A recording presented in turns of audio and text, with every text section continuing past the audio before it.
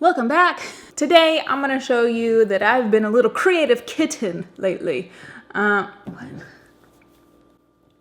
maybe about a month ago now, I got this table and I wanted to put it right here, right there. I wanted to put it right there. And I thought maybe gray would look good in here because, you know, we have some gray cabinetry for our island and our cabinets are white, our walls are gray. So I was like, maybe a gray stained wood would look really good. So I bought this little table from Walmart. I'll put it right here. It's ugly, right? It is ugly. It's a cute table, but it is ugly. It did not match the description on the website, which was here, right? It's disgusting. False advertisement. I'm very glad that I bought it off of Walmart.com because I literally just took the whole table, sent it to Walmart, and I was like, give me my money back. Thank you. But before I returned it, I took all the dimensions of that table and I was like, you know what, I actually kind of want it a little longer. And so I kind of in my mind was like, okay, I think I can make this work. Well, I found a lady who made a video of making this exact table. So I am going to link that video in the description below. I followed her. She helped me out because like I had it pretty good, but she made it a lot easier. Built this table and here we go. Let's do this. But I know that I'm gonna get tons of questions on how to build this. If I just share it on my stories and save it to a highlights, it's a little bit harder than just making a video and being like, here's the video, go look at it. Everything's listed in the description box below. So that's what I'm gonna do today. And I can build it myself without my husband helping me. So I wrote down all the measurements right here. But yeah, I'll do all the measurements, do all the cuts down below. There are some angled cuts on here. So as long as you have like a miter saw, you should be good. This one is just a tiny miter saw. We actually love this one better than the bigger sizes. And this is by Cobalt. So I just have it on top of my table saw because that's what we use for cutting. Obviously the table saw is not plugged in and I'm gonna be wearing my safety goggles. So do that. Should I be working in a dress and sandals? Probably not, but I'm not gonna change. So it's just what it is. So let's get going. All of you wondering where I'm gonna put it. We have all of this stuff for like our internet and our alarm system all right here in our kitchen, and it's just gonna be placed right under here. So it's gonna be 30 inches tall, 52 inches wide. I have that down on the ground, and I don't remember how deep it is, but it's pretty thin. All right, so what we're gonna do is we're gonna come over here. Since I want it 52 inches long, I'm gonna cut these by 50.5 inches long. So these are my 1x10 boards. I'm gonna come in here and take my measuring tape and I'm gonna mark it 50.5. And I'm gonna do that on each side just so I get a perfect measurement. And I'm gonna do that for both boards. Okay. And then I like measuring in the middle too, so you get a really straight line. Well, look at me, I already made a mistake. So, I bought these 1x4 boards, okay, and I bought them 8 feet long. Well, I can't make 4 52-inch cuts, so the most I can do is 48 inch, so I have to change the dimensions of this table, which is fine. It's only 4 inches difference. It's honestly not a big deal. And then it actually will work out better because it won't ruin cover one of my floor vents in my kitchen. So it's fine, but just if you want to make it 50 something inches, you got to get 4 1x4 boards. Okay, you're welcome. Here is I just line it up, make sure it's level to the top of it, and then draw my line connecting everything together. Also make sure you got that Minnie Mouse pencil.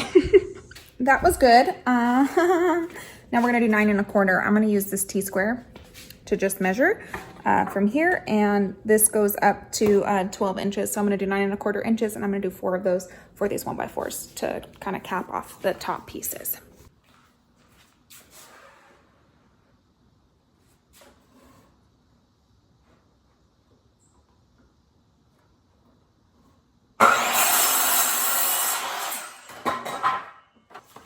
So this is my scrap piece. I'm gonna go put it with my scraps over here. Since sometimes the miter saw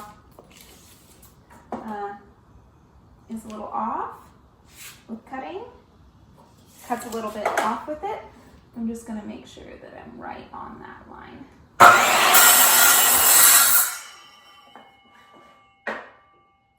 And then I'm gonna take this, I'm gonna line it up. It lines up absolutely perfect. So I'm gonna cut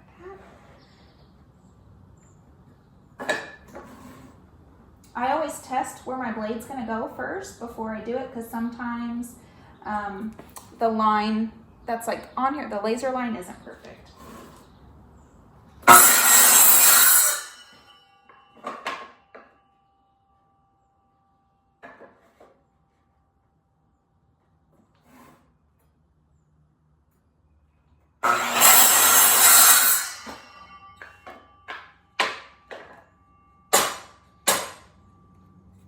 There we go. Okay, now here's the tricky part. Angles. A lot of people are very timid against angles, so we're gonna cut these at a 45-degree angle. Okay, here's the thing with angles. Super intimidating, right? These things make it so easy, and as long as you are really paying attention to what angles go where, you shouldn't have an issue. So right here, I set the blade to 45-degree angle, so that is that. And then you see, that's how you're gonna be cutting it. So we're gonna be putting these 2x4s in here. The first thing I'm gonna do is cut off this angle so it meets right there. And then I'm gonna do an angle this way, and you just flip it around. That's it. And I'm sanding. So I'm taking my sander and I'm sanding each piece of wood just to get all that scrap off. Because I have to paint it before I apply, like I put it together, I have to sand it. Kind of stinks, but. So make sure you wear this. I should have been wearing it the whole time I was cutting wood. Yeah, so let's get to sanding. I have sawdust all over my shirt. I was holding things while I was sanding. You know what? Now that I'm looking at this, I think I should paint it. I should. I don't want to wait for it to dry though. This is the dilemma, is I am not patient. I'm not patient. I think I'm gonna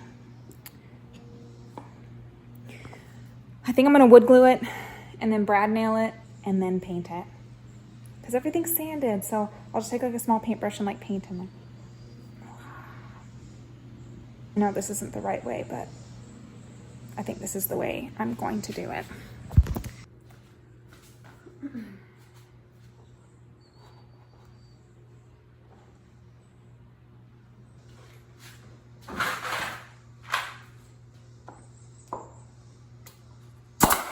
If you guys have never used a brad nailer, they are so easy to use. You can get ones that are battery operated. We have one that has a compressor. I think we got this one from Harbor Freight. Either way, super easy to use.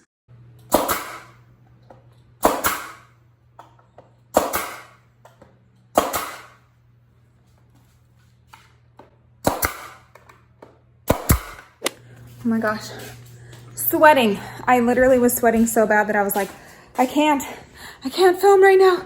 I just gotta get this done. I promised my daughter I would go swimming with her, so that's what I'm gonna do. I'm gonna come back to this later and we will finish it, but it's done. Well, I am painting and I'm taking, I should have painted before I did this. I'm taking the small paintbrush and just painting inside.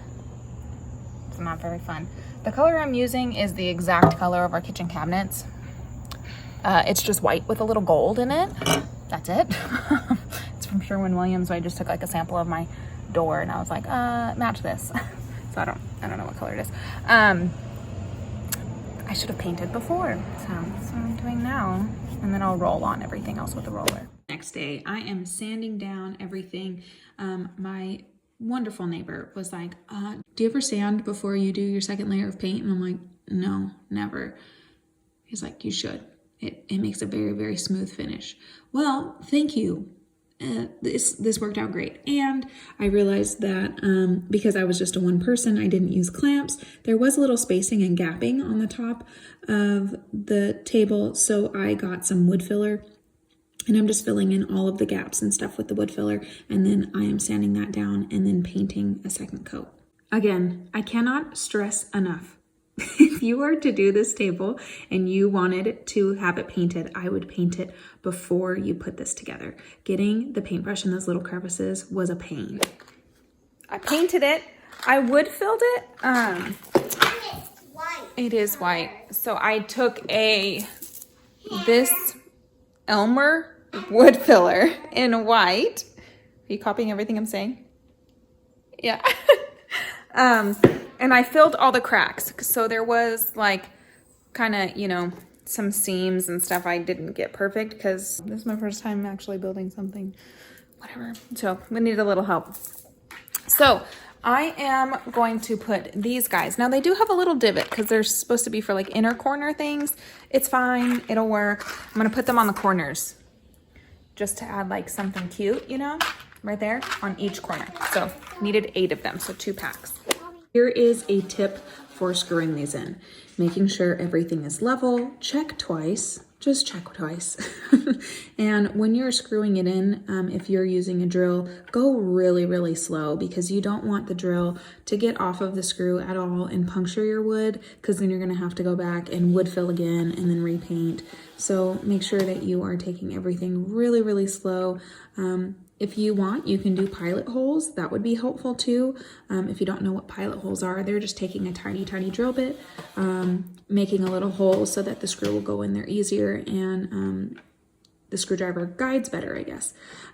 So yeah, like I said, make sure that you are measuring everything twice, maybe even 3 times, making sure that it's centered, and then making sure that the bracket is level. Okay, so the table is in.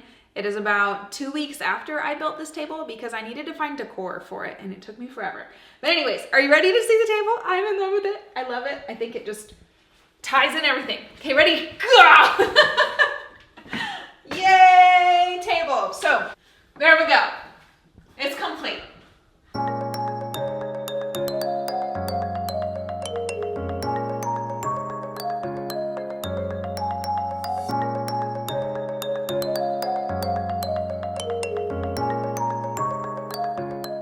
All right, I hope you guys enjoyed that little fun thing, and know that these things are very, very easy to build. You can definitely do them at home, especially if you like get select pine, then you don't even need to sand it down. I didn't, I wanted to save a little money, but select pine is already sanded and it doesn't have any like knots in it or anything, so you could just cut it. Anyways, hope you guys have a good day. I hope to catch you in my next video.